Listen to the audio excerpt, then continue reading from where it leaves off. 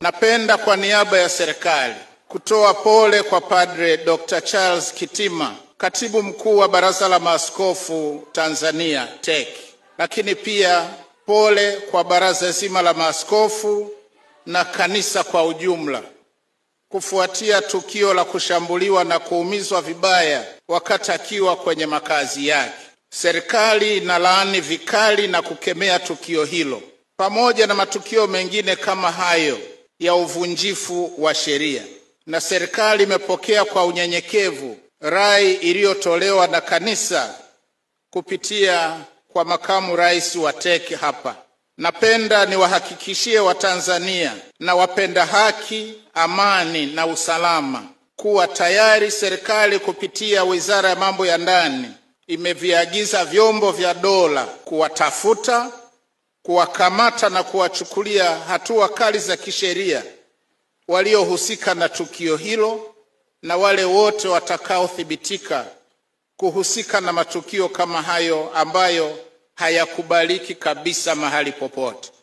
Aidha, ninawasihi sana Watanzania wote tuendelee kupendana na kusimama pamoja kulaani matendo hayo mabaya yasiyoakisi Tanzania yetu inayosifika kama kisiwa cha amani.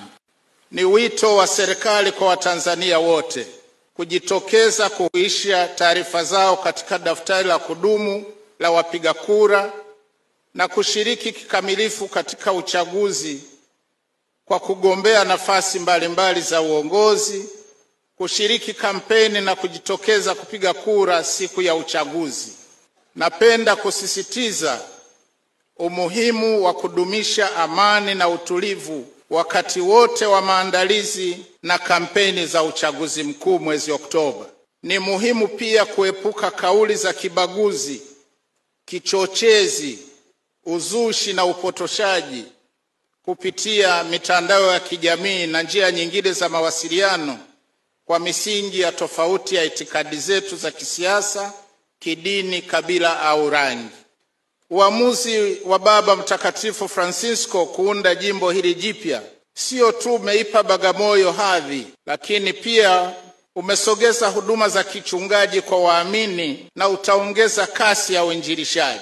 Kwa niaba ya Mheshimiwa Rais, napenda kuhakikishia waamini wa Jimbo Katoliki la Bagamoyo na Watanzania wote kuwa serikali inathamini sana mchango mkubwa wa Kanisa Katoliki na madhehebu mengine ya dini katika kuimarisha upatikanaji wa huduma mbalimbali za jamii na hususan afya na elimu. Aidha, serikali itaendelea kutoa ushirikiano kwa viongozi wa dini na taasisi zake ili waweze kutekeleza majukumu yao ya kuhudumia umma wa Watanzania.